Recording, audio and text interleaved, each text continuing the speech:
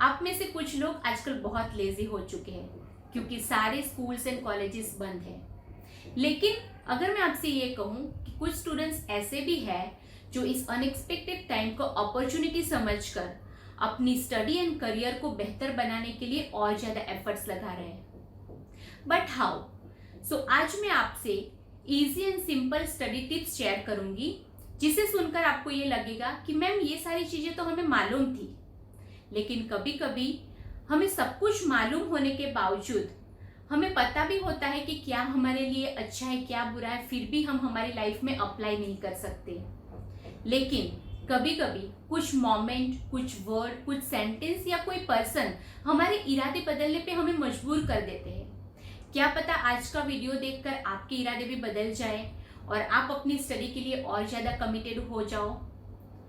और इस टाइम में जो अपने आप को सेल्फ मोटिवेटेड रख पाएगा वो लाइफ में कुछ भी कर सकता है। So friends, this is Neha Desai, student empowerment and parenting coach. तो चलो डिस्कस करते हैं कुछ टिप्स जो आपकी स्टडी को इजी एंड और प्रोडक्टिव बनाएगी। आज मैं आपसे सिंपल एंड इजी सिर्फ 5 टेक्निक शेयर करने वाली हूँ जिसे अगर आप अपनी स्टडी में अप्लाई करते हो तो you will definitely enjoy your study and will get productive results. That's my guarantee. Tip number 1, read your chapters as story और इंफॉर्मेशन।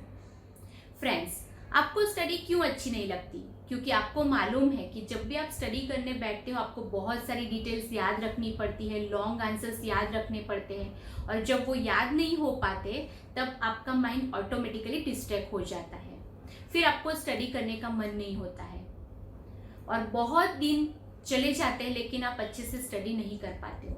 लेकिन अगर आप यह माइंडसेट के साथ बैठोगे कि मुझे सिर्फ स्टोरी की तरह चैप्टर रीड करना है या फिर मुझे एक इंफॉर्मेशन पढ़नी है, तो आपका माइंड डिस्ट्रैक्ट नहीं होगा और ये एक्टिविटी रोज करने से धीरे धीरे वो चैप्टर में, वो सब्जेक्ट्स में आपका इंटरेस्ट बढ़ता जाएगा। एंड दूसरी थिंग कि ये चीज रोज करने से फिर आपकी एक आदत बन जाएगी, फिर स्टडी करने की हैबिट ऑटोमेटिकली डेवलप हो जाएगी।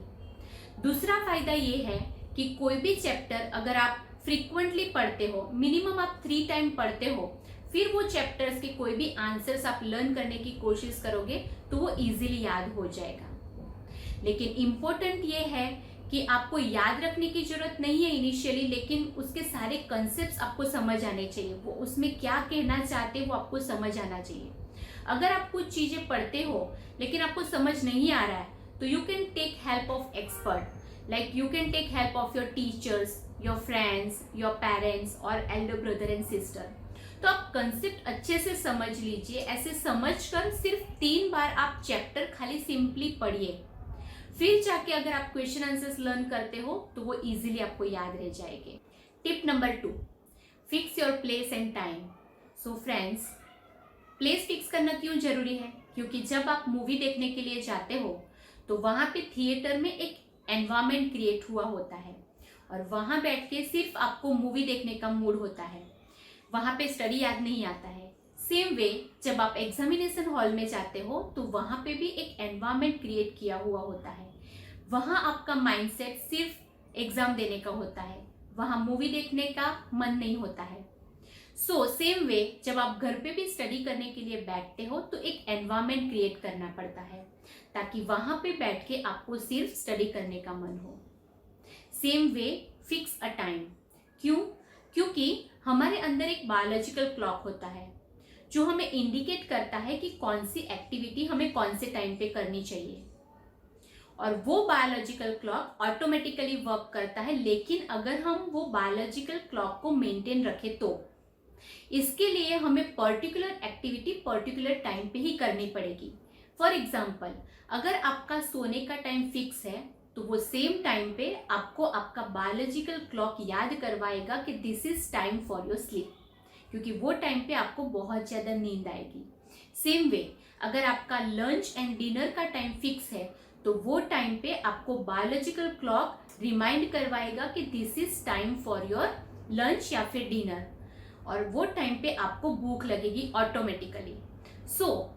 सेम वे अगर आप स्टडी का टाइम फिक्स करते हो तो आपका बायोलॉजिकल क्लॉक आपको रिमाइंड करवाएगा कि this is time for your study. And इससे भी ज़्यादा इम्पोर्टेंट ये है कि अगर हम बायोलॉजिकल क्लॉक को मेंटेन रखते हैं तो हमारी काम करने की एफिशिएंसी बढ़ जाती है। सो अगर आप अपनी स्टडी में एफिशिएंसी बढ़ाना चाहते हो तो एक पर्टिकुलर फिक्स टाइम पे स्टडी करो।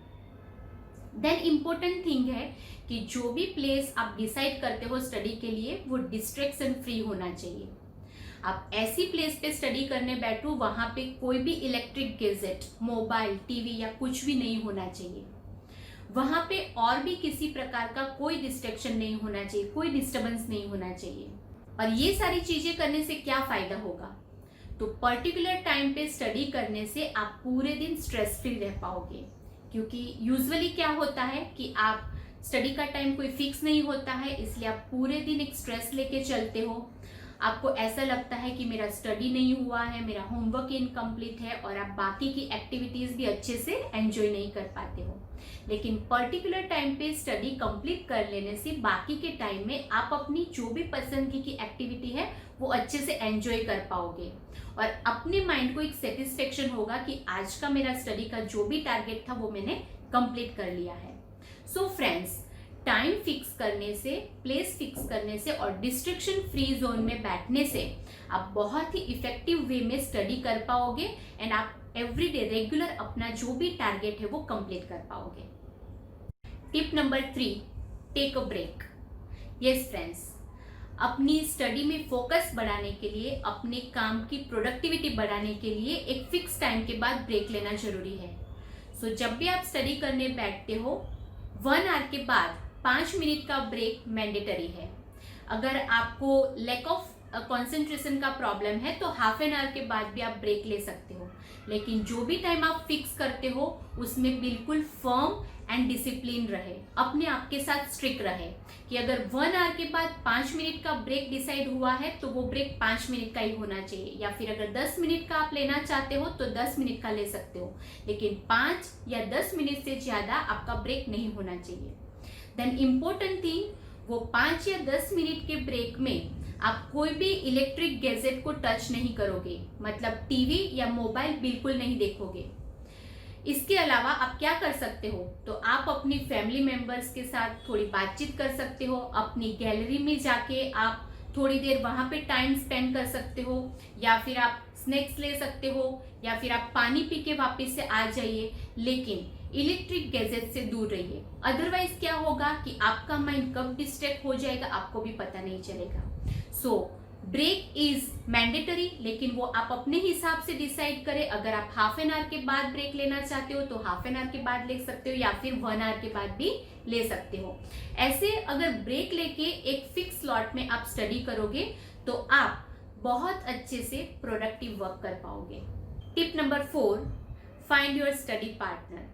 यस, आपने जो कुछ भी पढ़ा है, जो कुछ भी याद रखा है, उसे लॉन्ग टाइम तक याद रखने का बेस्ट वे है कि आप उसे रिकॉल कर लो वापस एक बार। और रिकॉल करने का बेस्ट वे है कि आप अपने स्टडी पार्टनर को जो जो भी समझा है वो वापस से एक बार एक्सप्लेन कर लो।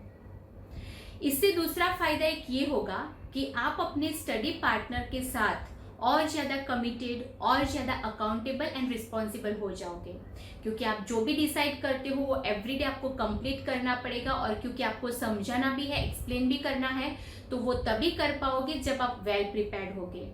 सो must find a study partner, लेकिन बी वेयर, वो ऐसा होना चाहिए कि जो आपको स्टडी में हेल्प करे और आपके जैसा ही सिंसियर हो। Tip number 5, let's get warm up. Yes friends, जिस तरह से आपका रेगुलर वे में स्टडी करना जरूरी है, सेम वे अपने बॉडी एंड माइंड को हेल्दी एंड एनर्जेटिक रखना भी उतना ही जरूरी है। और अपने बॉडी एंड माइंड को हेल्दी रखने के लिए आपके रूटीन में आउटडोर एक्टिविटीज होनी बिल्कुल जरूरी है। सो अगर आपको एक्सरसाइज करना पसंद नहीं है तो आप अपनी फेवरेट आउटडोर गेम खेल सकते हो, आप साइकिलिंग कर सकते हो, या फिर ओपन गार्डन या फिर कोई ओपन स्पेस में योगा कर सकते हो, या फिर सिंपल वॉक ले लो।